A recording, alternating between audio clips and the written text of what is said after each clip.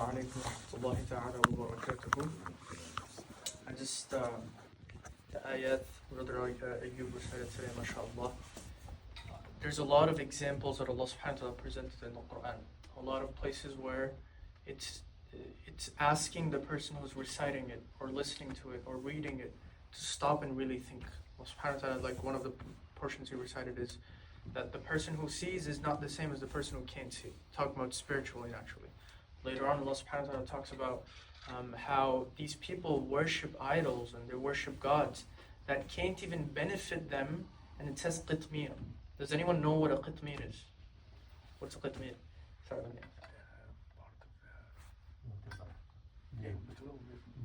Date seed. Yes.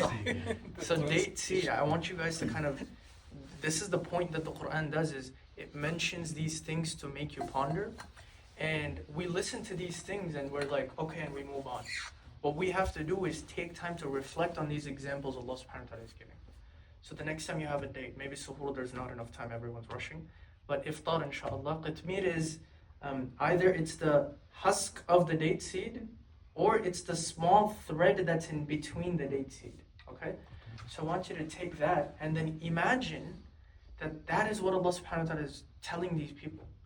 That you worship these idols. You call these idols for help. You say that, yes, Allah, we believe in Allah. The people at the time of the Prophet ﷺ believed in Allah. But they said, we're not going to call on Allah directly, we're going to call on these idols that we have to take care of. We know the story of Ibrahim alayhi salam. So when you think about that and truly ponder at that moment that it can't even benefit them that little bit. Later on in the Quran, not later on, earlier on in the Quran, Allah subhanahu wa ta'ala gives an example of a mosquito, right? And how something as small as a mosquito, these gods, these idols that they worship, they don't have the ability to push it away. When it comes and sits on their food, when it comes and sits on the idol's nose, it doesn't have the ability to even protect itself from a tiny mosquito.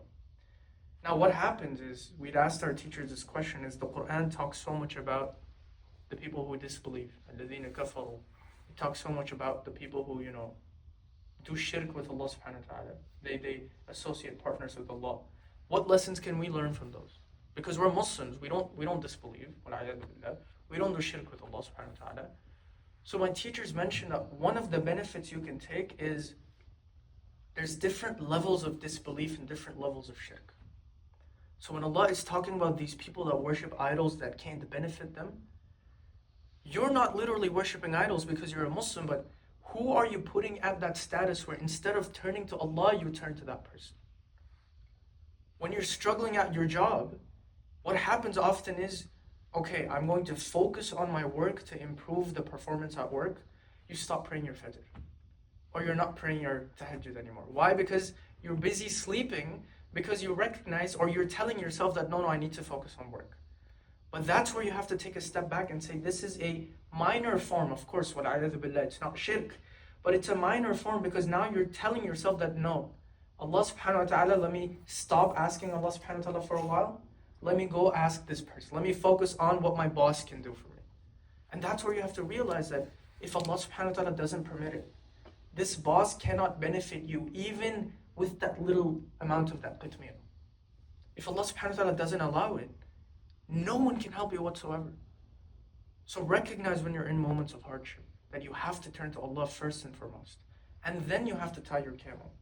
The Prophet ﷺ, when he went for Isra wal Mi'raj, Allah subhanahu wa ta'ala had chosen, Jibreel alayhi salam, Allah subhanahu wa ta'ala chose a specific animal, a buraq from Jannah, and gave it to the Prophet ﷺ to take him on that journey. When he stopped in Masjid al-Aqsa to lead every single prophet that was sent in Salah, the Prophet ﷺ still tied that animal. Now would that animal ever run away? Absolutely not. But the Prophet recognized that my job is to do as much as I physically can, then I leave it to Allah. So there's two extremes, where we start doing a level of that minor shirk where we say, no, I'm going to sacrifice my Quran, I'm going to sacrifice my tahajjud, my qiyamul layl, whatever it is, because I need to focus on these things so that He can help me. That's one extreme. And then the other extreme is, I need to study for this exam, but no, all I'm going to do is make dua and pray to Allah and pray to Allah. You never pick up the book and study, neither thing is going to benefit you. We're an ummah of the middle, ummatan wasata. We're an ummah of the middle. Everything we strike a balance, whether that is avoiding falling into the traps of shaitan telling you that no, all you have to do is worship.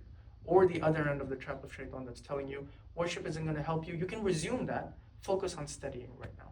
So we have to balance that, inshallah. I hope Allah subhanahu wa ta'ala grants us Laylatul Qadr and grants us the ability to balance in whatever it is that is required balancing. Sallallahu ta'ala ala khayri khalqihi Muhammad wa ala alihi wa sahbihi ajma'in bi rahmatika ya arhamar rahimin walhamdulillahi rabbil alamin.